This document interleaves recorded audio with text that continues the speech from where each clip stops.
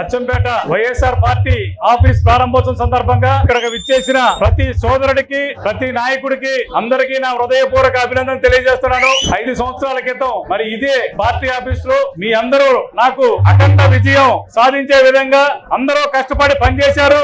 అఖండ majority Achampet మండలం తీసుకొచ్చేందుకు ప్రతి ఒక్కరికి హృదయపూర్వక అభినందన తెలియజేస్తున్నాను.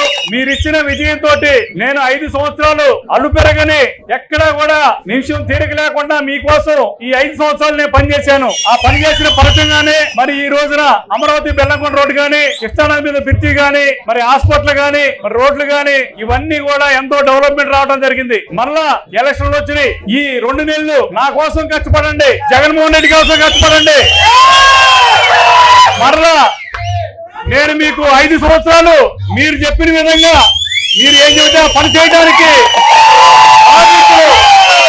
ఆఫీసులో కష్టపడి మీకు పనిచేస్తాను. మళ్ళా 5 సంవత్సరాలు ఈ 2 నెలలే మీరు కార్యకర్తలందరూ కూడా ప్రతి ఓటర్ని కలిసి ప్రతి ఇంటికి వెళ్లి జగన్మోహన్ రెడ్డి గారు చేసిన సంక్షేమ కార్యక్రమాలు, మీ ఎమ్మెల్యే శంకర్రావు చేసిన అభివృద్ధి కార్యక్రమాలు ప్రతి ఒక్కటి ప్రతి ఇంటికి వెళ్లే విధంగా మీరు బూత్ కన్వీనర్, లీడర్స్, గృహసారథులు, మరి వార్డు మెంబర్లు అందరూ కలిసికట్టుగా మీరు ప్రతి ఇంటికి వెళ్లి మరి ఈ డెవలప్మెంట్ జరిగింది, ఈ సంక్షేమ కార్యక్రమాలు మీ ఇంట్లో వచ్చినాయి అని చెప్పి మరి మనకి జగన్మోహన్ రెడ్డి గారికి ఓటేయాలి, శంకర్రావు గారు వస్తేనే అభివృద్ధి ఉంటది, లేకపోతే శూన్యం ఉంటది అనే చెప్పే విధంగా మీరు ప్రతి ఇంటికి వెళ్లి చెప్పాల్సిన అవసరం ఉంది. కొంతమంది ఇప్పుడు బాబు వస్తే భవిష్యత్తు గ్యారెంటీ అని చెప్పేది చెబుతా ఉన్నారు. 5 సంవత్సరాలు విడిపోయిన ఆంధ్రప్రదేశ్ కి 5 సంవత్సరాలు మనం ఇచ్చాం అవకాశం. సీనియర్ నాయకుడు రుణమాఫీ చేస్తాడు, లేకపోతే బంగారం మీ ఇంటికి వస్తుందంటే అన్ని ఇవ్వటం జరిగింది. మరి ఒక్కటి కూడా ఆయన అమలు పరచలేదు. ఒక్క స్కీమ్ కూడా, సంక్షేమ కార్యక్రమం కూడా, రుణమాఫీ, మరి అట్లాగే డ్వాక్రా మహిళలకు కానీ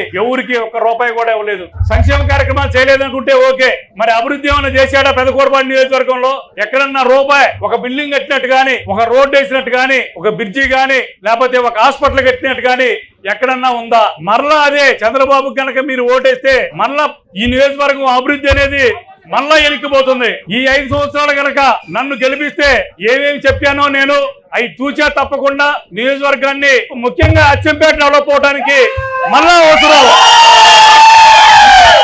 ఈ బ్రిడ్జి గాని, పులిచింతల డ్యామ్ వాటర్ నుంచి, బ్యాక్ వాటర్ నుంచి, నాగిరెడ్డిపల్లి నుంచి నీళ్లు కనుక తీసుకురాగలిగితే మళ్ళా అచ్చంపేట మండలం ప్రతిదీ నీళ్లు రావడానికి, లిఫ్ట్ ఇరిగేషన్ గానీ ఇవన్నీ తీసుకురావడానికి అవకాశం ఉంది నాకు. మరి నేను ఒప్పించైనా సరే నేను అచ్చంపేటకి నేను చేస్తానని చెప్పి మరొకసారి తెలియజేస్తున్నాను.